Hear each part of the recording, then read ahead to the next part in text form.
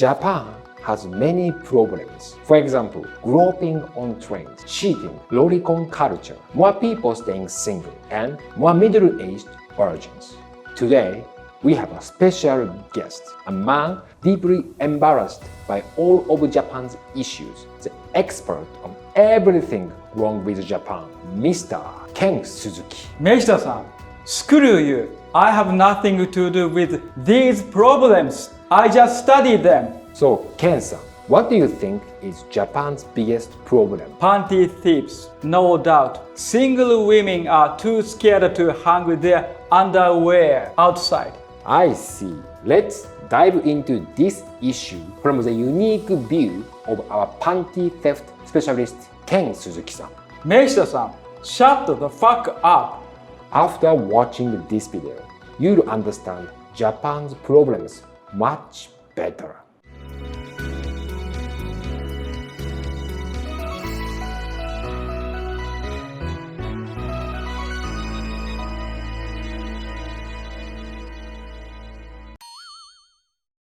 First, please watch this.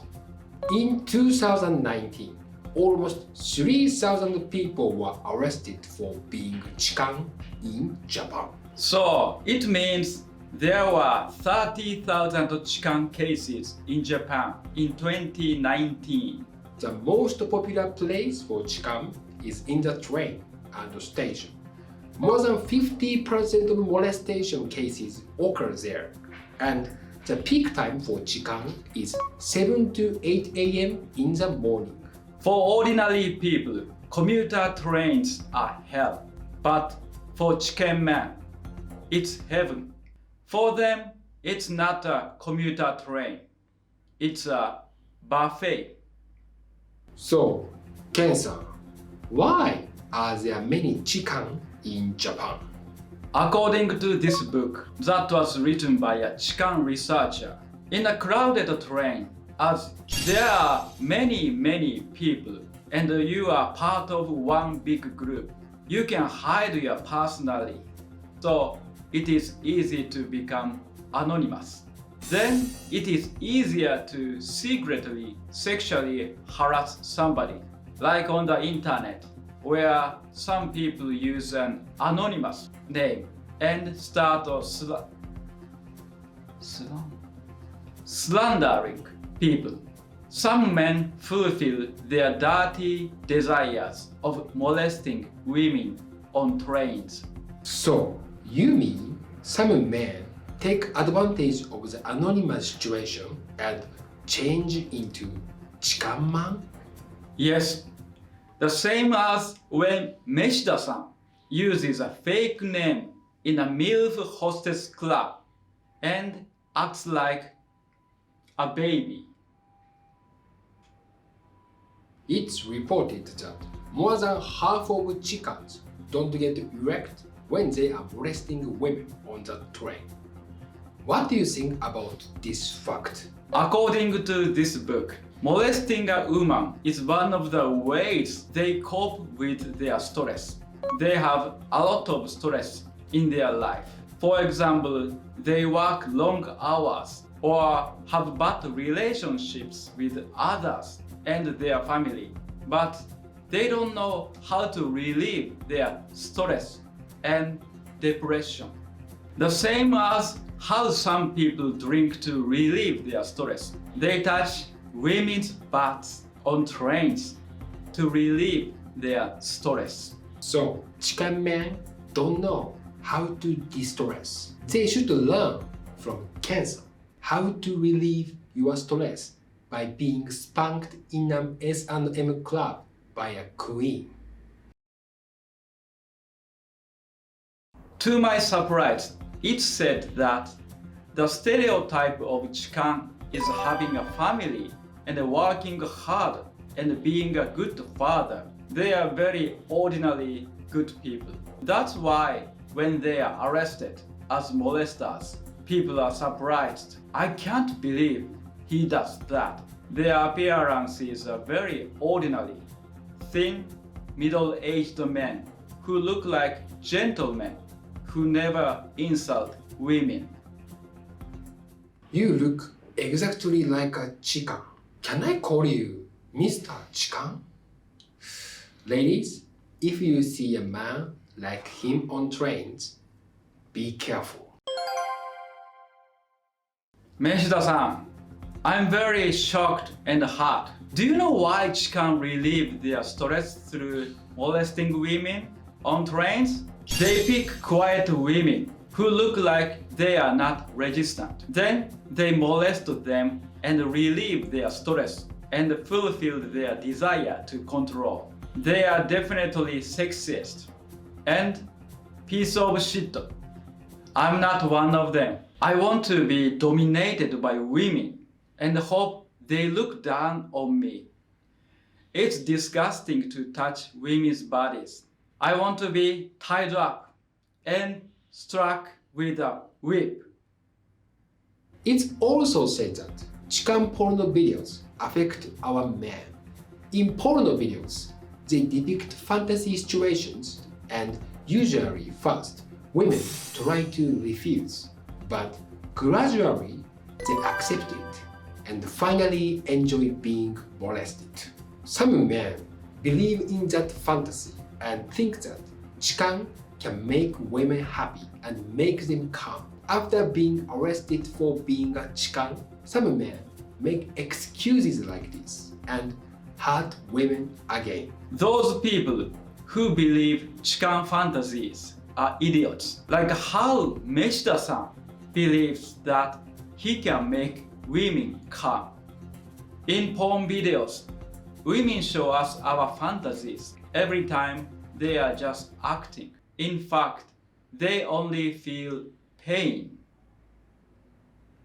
Recently, chikan has been recognized as one type of sex addiction. What do you think about that? Chikan is similar to a gambling addiction. Once you get caught, your life will end and you will be seen as a hentai chikan man.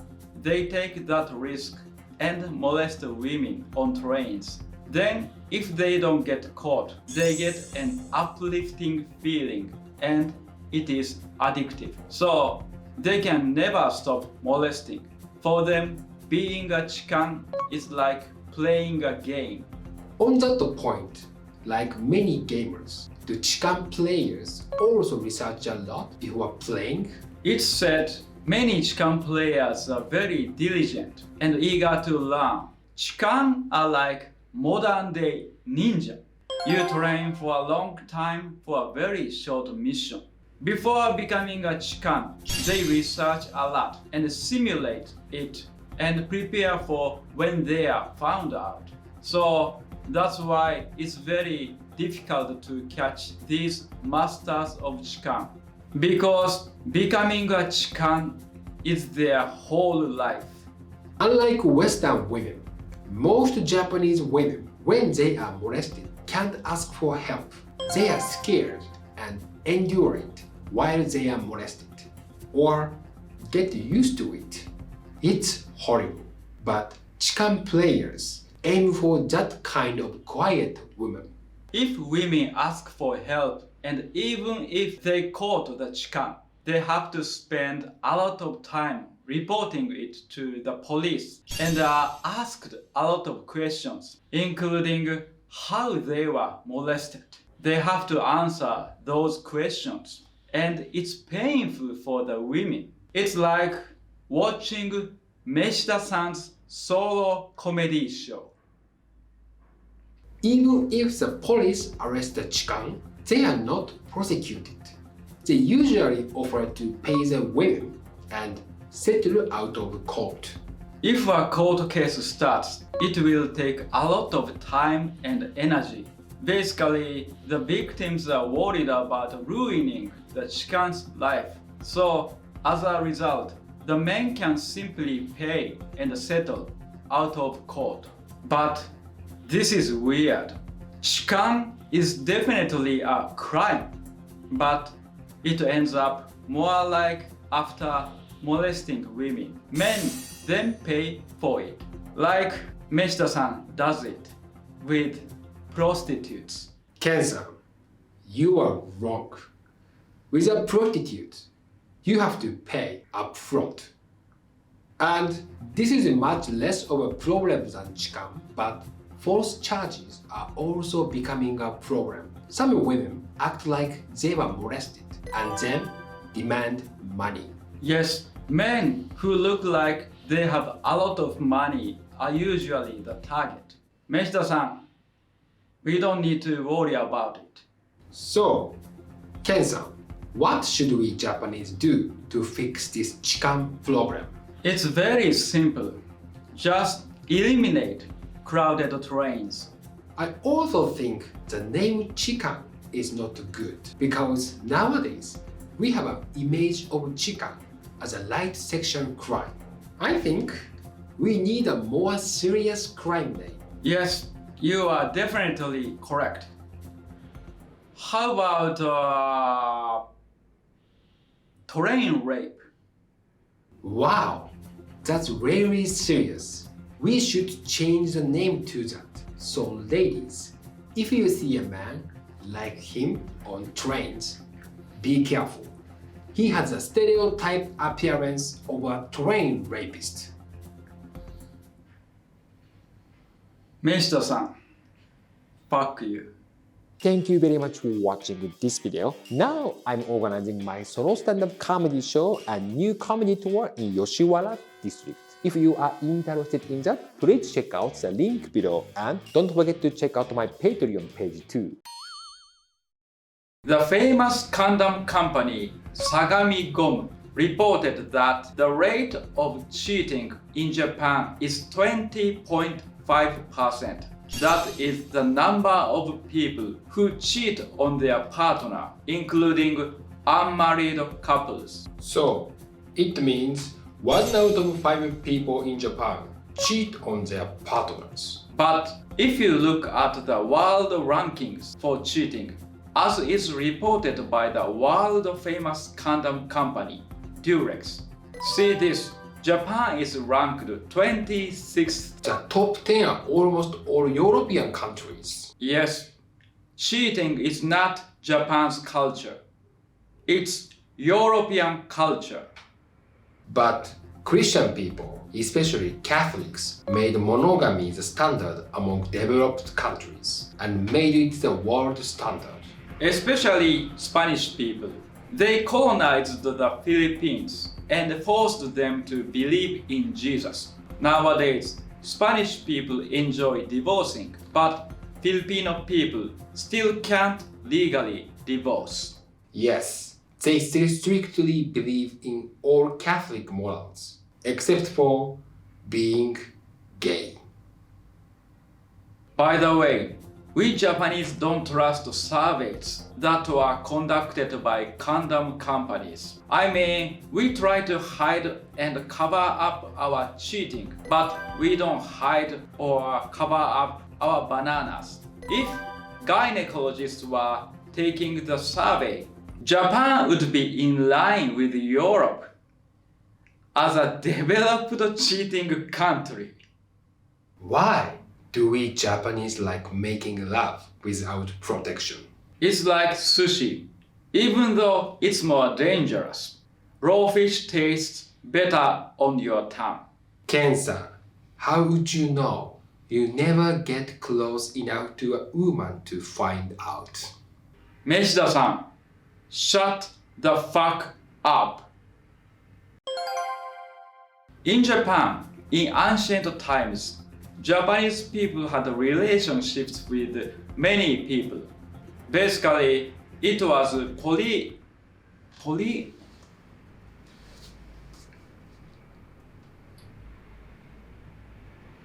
polygamous.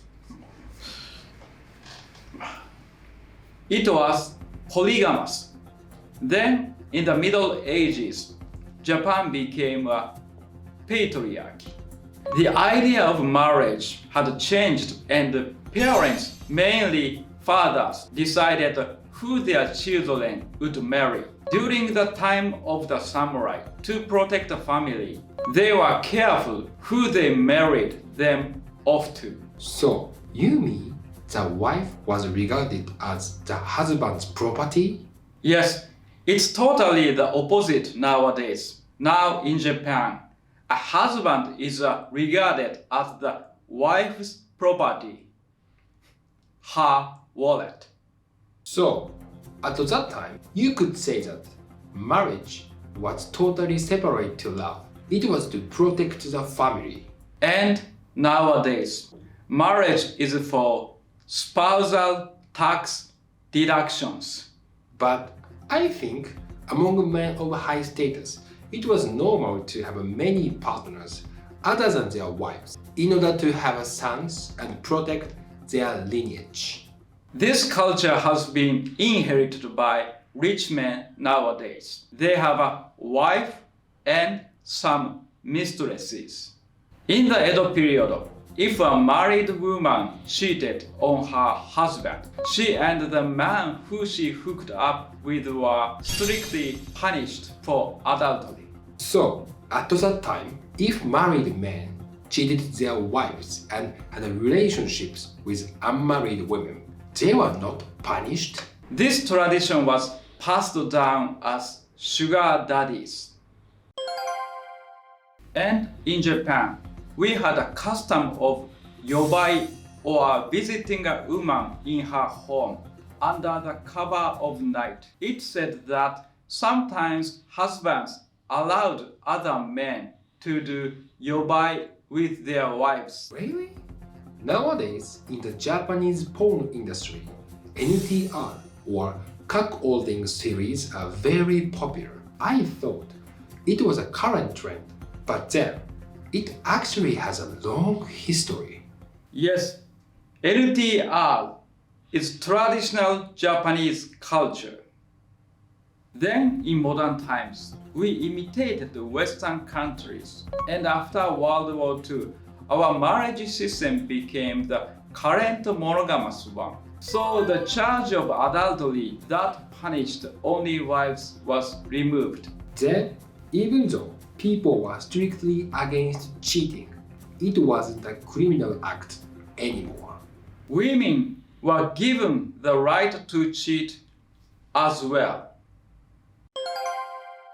Nowadays, many Japanese TV dramas depict cheating, and the stories fascinate married couples. But on the other hand, our media is very harsh on real people who cheat on their partners. The media seems to egg people on to cheat, but then if they do, they start insulting them and destroy their career.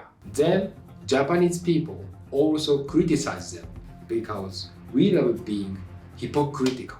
Then we go visit our mistresses and complain about it to them too.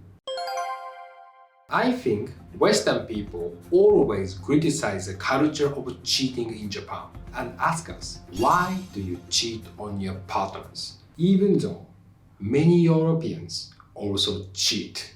In Japan, since the olden days, we traditionally keep our family life and sex life separate. We regard our marriage partner as family, and we don't have sex with family. I think nowadays, the main reason why Japanese married couples cheat is because after getting married and having kids, we Japanese become just father and mother to a family. Imagine, if you had sex with a relative, you would probably feel like you are gonna throw up, except the people full of milks like Meshida-san. Ken-san, you misunderstand. We are not interested in our own mothers. That's disgusting. We love other people's mothers. So, Japanese married couples think of their partner as family. Then they never get horny for each other and stop having sex. When I was working in a company, my boss, who has 2 kids, said, if I imagine having sex with my wife, I feel like I'm gonna throw up. Yes, in Japan, that's true love. I agree. True love means becoming blood relatives. That's why for us, we can't believe Western couples continue having sex even after having a kid. It seems very perverted, like incest, or like they don't understand real love. You could say, for Japanese, a sexless relationship is the ultimate form of love. Can you believe, even though they don't really talk to each other, they can live together? It's the real secret to a long and happy marriage. I think foreigners should know there is a word, islander mentality. We Japanese separate the people we know into either inside or outside our group. We try to keep our distance from people we consider to be outside, and we don't show them our real selves. On the other hand, once we see people as inside our group, we think of them as very close to us, so we treat them differently. Ken-san, I think you count me in your inside group. Sometimes you insult me, but it means you open your mind to me. Sorry, Meshida-san, you are so far away, you are not even in a group. Actually, I always talk to you in a more polite way than I really think. So, for married couples, they think you are my family. So, even if I don't say anything, you will understand because we are connected so strongly that we don't need words. We are usually wrong. On the other hand, once we recognize a friend as a part of our inside group, we show them our real selves. Then we stop being friends. That's why I won't let Meshida-san ever see my thoughts. I've thought a lot of things about you. Once you get married, your partner is your family. In Japan, we think that family is not related to sexual things, so you can't think of them as sexual partners. That's why they have sex with other people outside of the household. Yes, it's very exciting to have a relationship that feels like doing something wrong. They can enjoy an entirely new level of sexual excitement that they have never felt before getting married. You mean after getting married and starting cheating, finally, Japanese people reach their sexual peak? Yes, in that way, when it comes to their sexual life, Japanese people married to enjoy cheating. Recently, the American media reported that nowadays Japanese teenage idol groups are very popular and that they created many Japanese male lolicons. That's wrong. We Japanese have been lolicon for such a long time. Even in the famous novel, The Tale of Genji, written in the 11th century, the main male character was lolicon and he fell in love with a 10-year-old girl. We Japanese have been lolicons since more than 10,000 years ago. Japan's lolicon history is way longer than American history. Lolicon is our tradition. American people should respect it. Today's theme is this.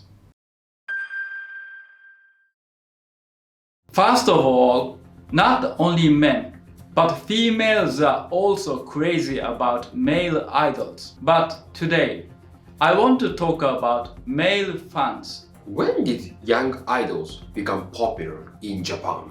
In 1970, TV became very popular in Japan, and teenage idols were first created as TV stars. Their immaturity attracts people.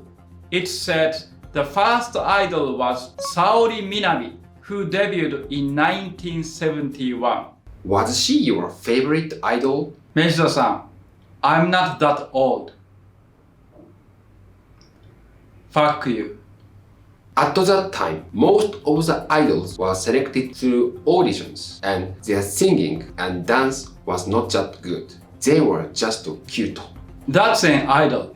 Imperfection is very important. Idols are cute, friendly, and fragile. They stimulate men's desire to protect them. I heard that one idol, Chiemi Hori, became very popular as an actress because her acting skills were terrible and people loved it. If we were comedians at that time, we would have had a chance to succeed. Recently, K-pop groups are very popular. Female K-pop groups are very different from Japanese idols. They are so beautiful and their performance is very professional. Why do our Japanese idols look cute instead of beautiful? And their performances look very amateur compared to Korean groups. I told you, traditionally Japanese people have a tendency to admire immature girls. Meshida-san, you can't understand it because you have a tendency to admire MILFs. Ken-san, you also prefer mature queens to immature girls. Yes, I want them to tie me up so tightly and shame me. And according to this book, it said that idol fans not only support idols, but also enjoy a pseudo-romance with them. They enjoy talking about idols instead of discussing their relationships. So, if idols are too perfect, they are not comfortable. Usually, they don't have confidence in themselves and have an inferiority complex about their appearances. So, if a beautiful woman is next to them, they feel inferior. So, they prefer normal cute girls to perfect beautiful women. This is why imperfection is an indispensable element of idols. Many idol fans can get girlfriends in real life, so instead they support idols to fulfill their feeling of emptiness. So idols shouldn't be perfect. It's better to be ordinary cute girls, and then the fans can imagine they are dating. It's the same reason that Meshida-san binge watches Korean dramas. But beautiful Korean actresses are miles out of your reach. For you, they are like the moon.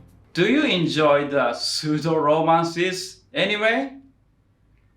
Their pre-surgery faces are not so out of reach. Meshida-san, look in the mirror. They are still out of your reach. Japanese idols are not perfect, so we can imagine something happening. Sorry, it will never happen, and you will just spend all your money. Biologically, it can also be explained. The majority of people have ordinary faces. So, according to Darwin's theory of evolution, ordinary faces are the most likely to have offspring. It's beneficial for men to have sex with ordinary women. So, men think of ordinary faces as beautiful. That is also the reason why idol fans prefer ordinary cute faces. On that theory, Ken-san, you definitely look like an ordinary salaryman. I can see a lot of boring middle-aged employees on the train who look like you. If that theory is true, biologically, you can attract women. So, why are you still single? Because I prefer to be tied up rather than tied down. Also, I only have an ordinary salary. And idols not only fulfill fans' desire for love, but also fulfill their sense of belonging. So, it means they can belong to the idol fans community? Yes, Now in Japan, we have a lot of contract employees and they don't tie their identity to their company. And even though there are many communities online, most of them are not really close-knit, but idol fan clubs fulfill their feeling of belonging through supporting idols together. You could say idols create social groups and help solve loneliness. In their community, fans enjoy playing 3 types of games. What are the 3 types of games? First, the Find a New Idol game. They try to find the next star earlier than other people. The biggest idol group, AKB48, has 292 idols in Japan, and they are all competing with each other and trying to get a center position. If you can find the next big star, you can improve your position in the community. I see. They are like scouts and enjoy finding new talents. Second, the support game. They choose their favorite idol and support them to try to make them top idol. You can feel like you are their producer.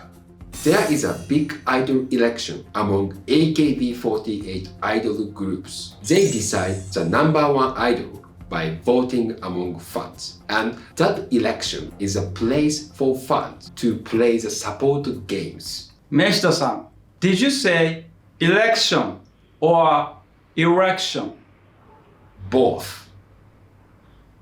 If you buy 1 CD, you can get 1 vote. Some fans buy more than 100 CDs to vote for their favorite idols. They believe they are being supportive. In fact, they are being exploited. The same as how Meshida-san goes to MILF hostess clubs and buys champagne for his favorite MILF hostess to support them.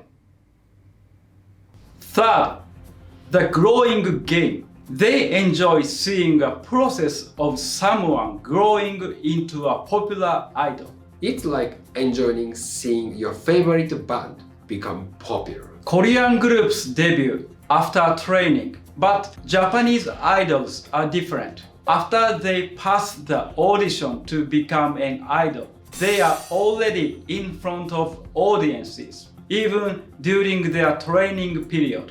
And fans can see the process of their growth. I suppose you could say that they mistakenly believe that they are helping to produce their favorite idols. Compared to Ken-san, idol fans have a different fetish. They want to watch girls grow, while Ken-san wants women to watch him grow.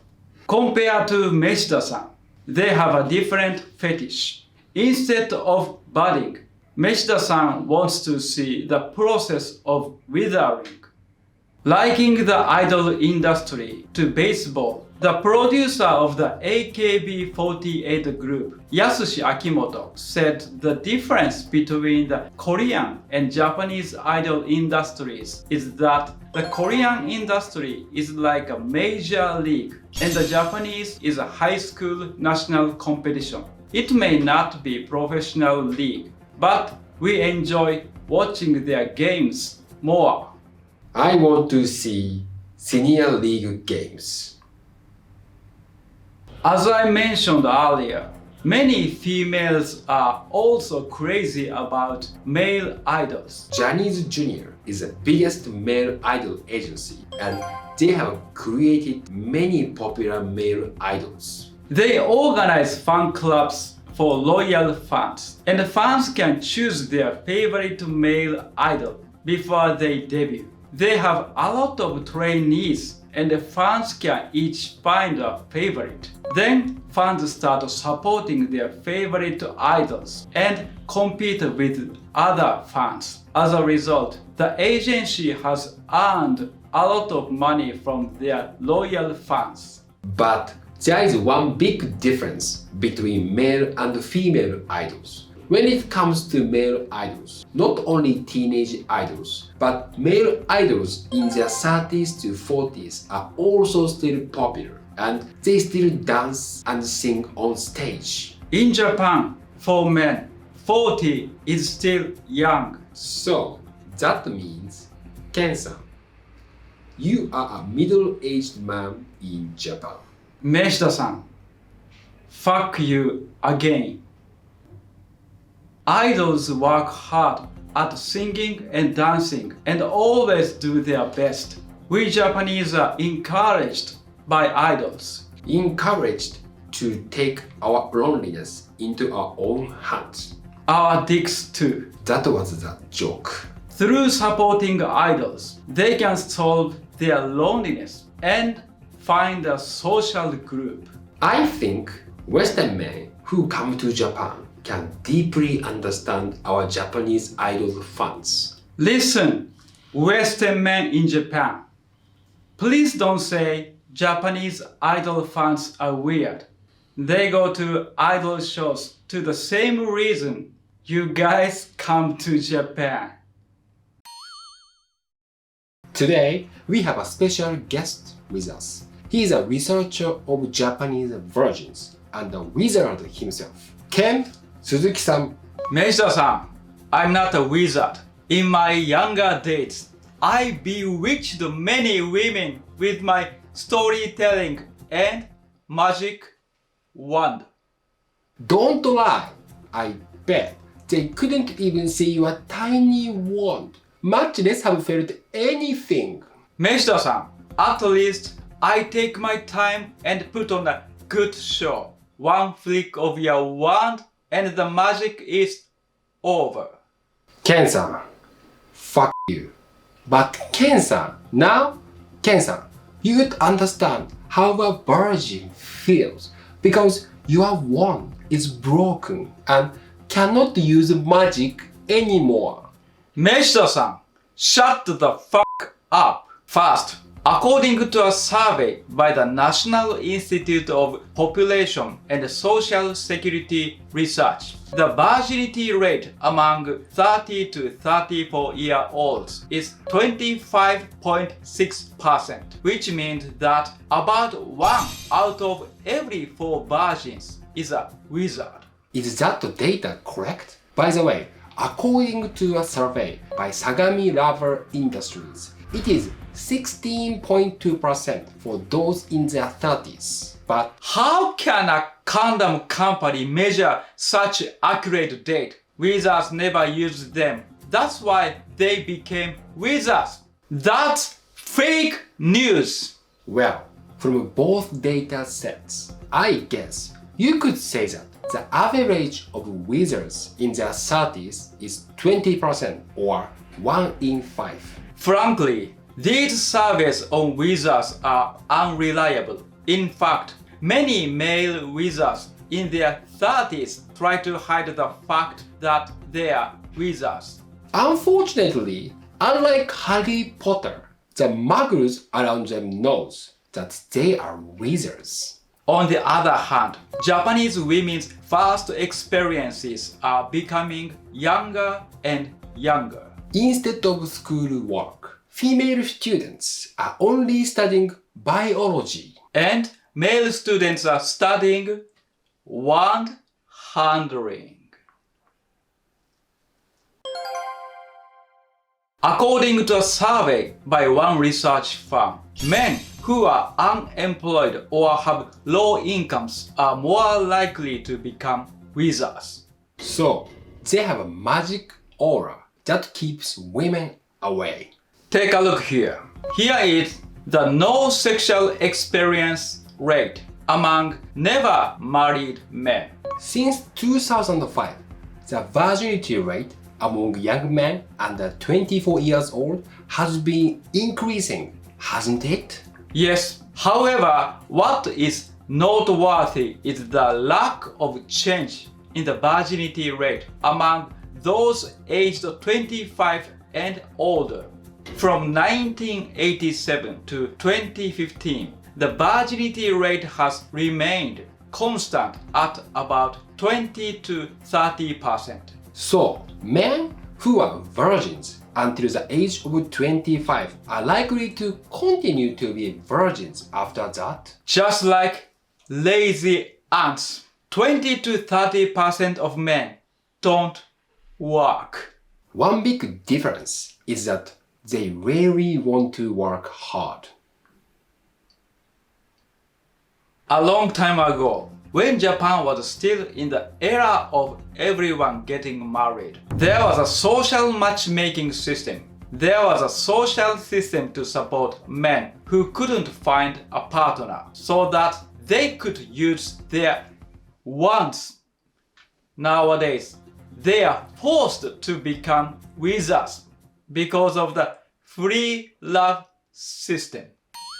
Just like capitalism, the top few percent of winning men monopolize many women, don't they?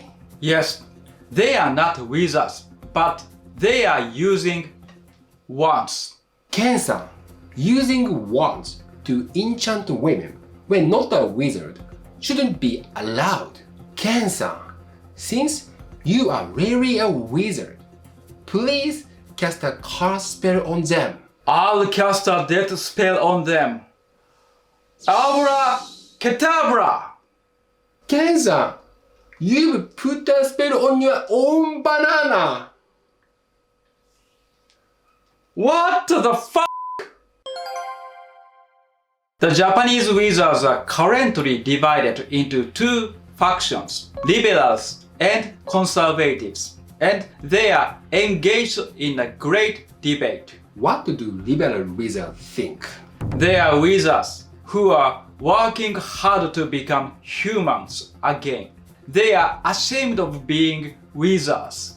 So, many wizards are liberals. But the problem with wizards who are liberals is that as soon as they are no longer wizards, they look down on other wizards and try to erase their past. They start giving advice to other wizards in a high-handed way. Disappointed by their attitude, the conservatives were born. They are happy to be wizards. So, Ken-san, you belong to the conservatives group. Is that right? Meshida-san, I'm called a wizard, but it's not because of my lack of experience. It is because I have this finger skills. I see. Your banana is already being Avada Kedavra, or the finger skill to hold your own magic wand. Meshida-san, f*** you. Reduce you! Ken-san, that magic is used to shrink things. If you shrink your banana anymore, it will become a bat instead of a stick. Engojo!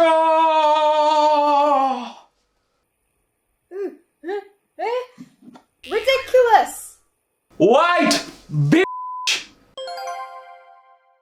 Ken-san, by the way, what reasons do conservatives have for continuing to be a wizard?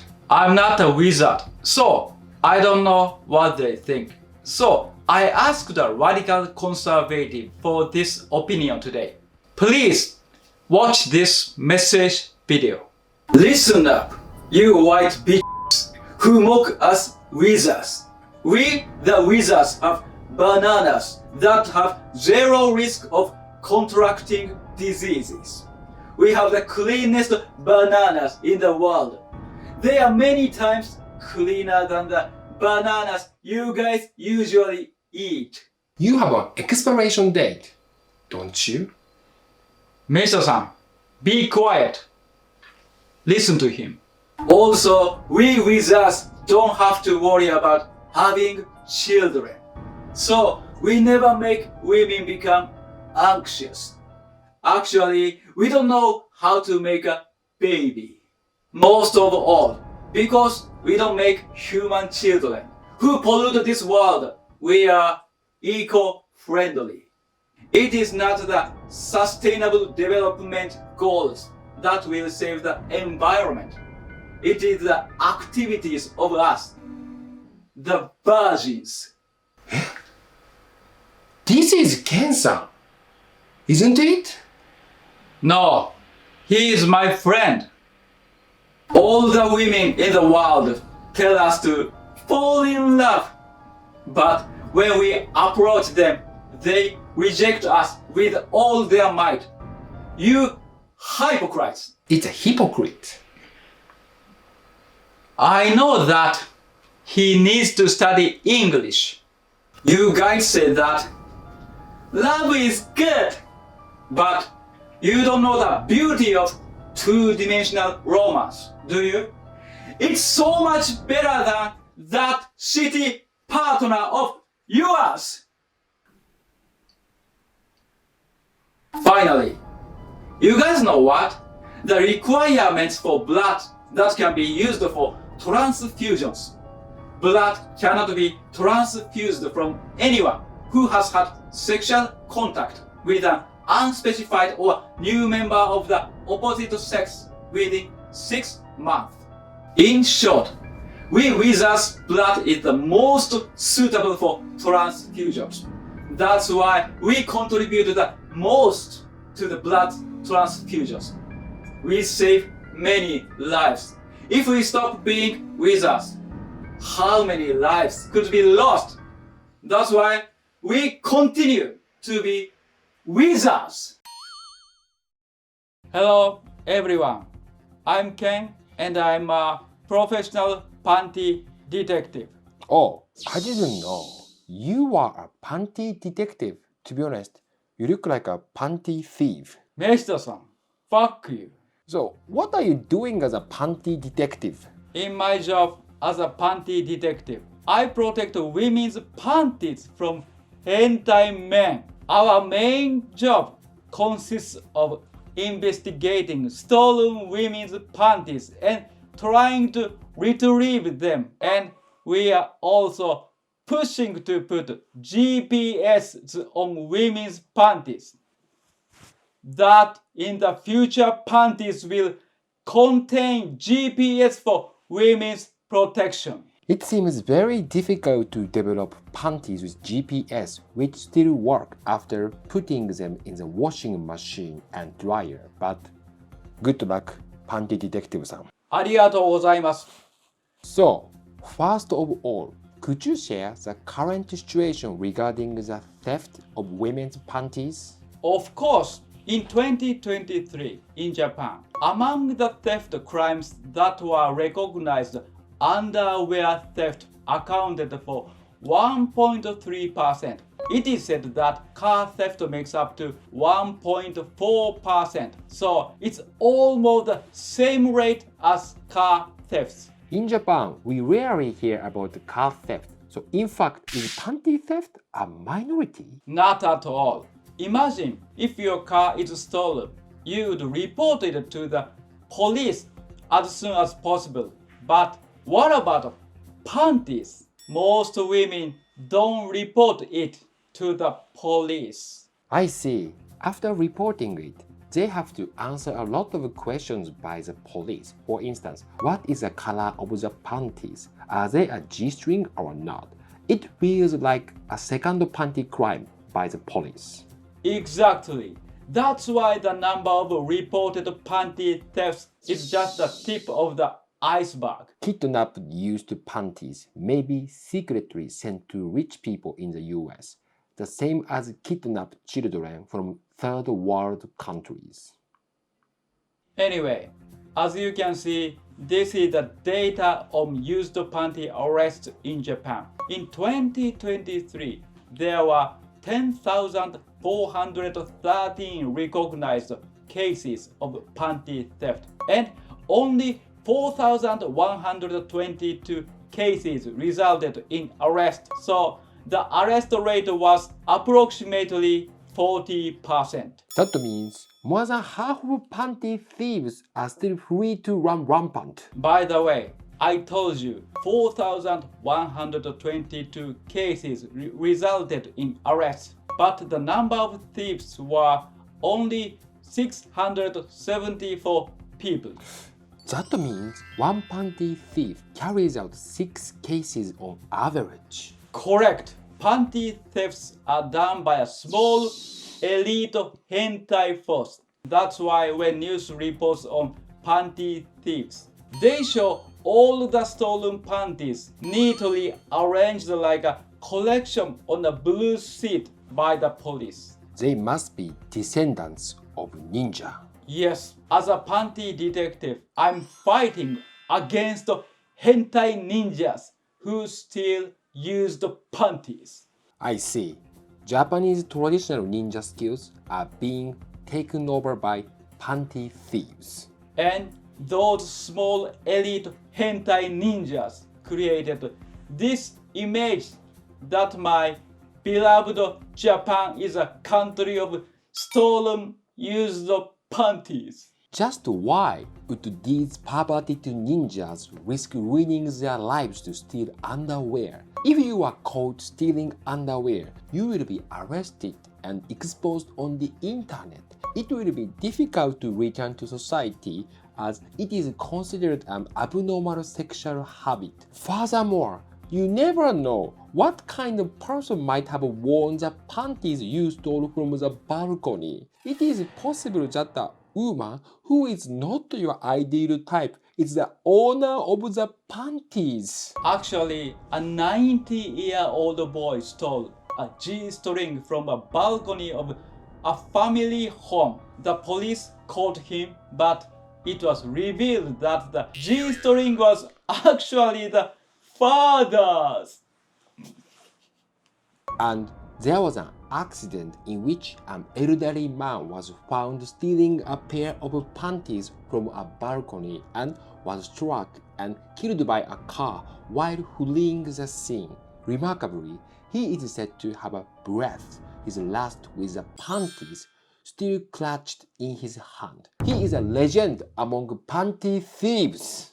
And there is a famous saying among panty lovers. Women are attracted to just a stone and call it jewelry. Men are attracted to just small pieces of clothes and call it panties. I see. For men, panties are like jewelry for women. So it means for men, used panties are like an expensive diamond necklace for women. I'm not against men who are attracted to used panties. I think it's impossible for men not to get excited by women's underwear. Don't you agree, Meshida-san? Yes, definitely. It's a normal desire that men are excited by women's panties. It's the same as women desiring sweets in a trendy cafe. Do you know the affordance theory? It means that shape of an object affects a human's actions of desire. For example, when a child sees a stop button on the bus, they really want to push it. I see. When a man sees women's used panties and wants to smell them, that's because of affordance theory. Meshida-san, I never said want to smell them. Anyway, actually, underwears are just gathered human waste products. Why do they look so attractive? Used panties are like artificial colored candy.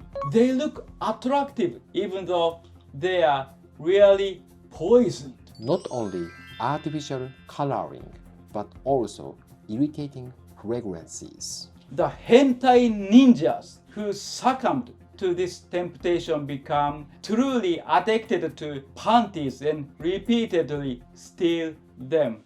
Once you get your hands on them once, it becomes a habit. By the way, Meshida-san, you like women's panties. What would you think if a woman said, I would show you my panties right now? No, it is not attractive at all for me. That is indeed the answer of a true panties lover. As you, the viewers, who are just as perverted as Meshida-san, have already figured out, You wouldn't get excited if someone showed you their underpants if you asked to see them. Getting a chance to see panties when a woman is doing her best not to let you see. That is what makes it possible to feel eroticism. Definitely. Used panties embody the desire to see, touch, and smell what women are hiding. From what I've heard so far, it sounds like Ken-san, the panty detective, is supporting Japan's panty thieves. Meshida-san, don't you know how terrified women are of having their panties seen or stolen? Then, why bother to wear fashionable and erotic panties? Meshida-san, shame on you.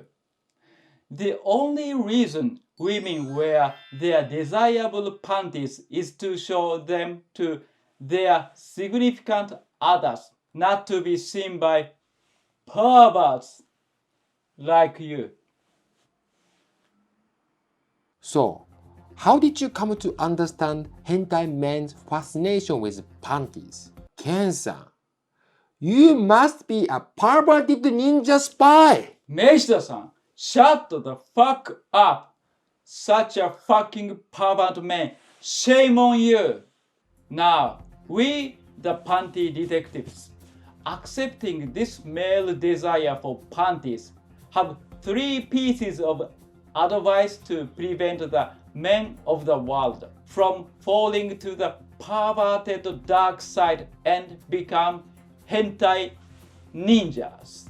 So, what are those 3 pieces of advice? The first is to If you want to know 3 pieces of advice, please become a member of my Patreon, Meshida Academia. Only Patreon member can watch it. By the way, do you have a plan to reduce the number of panty thieves?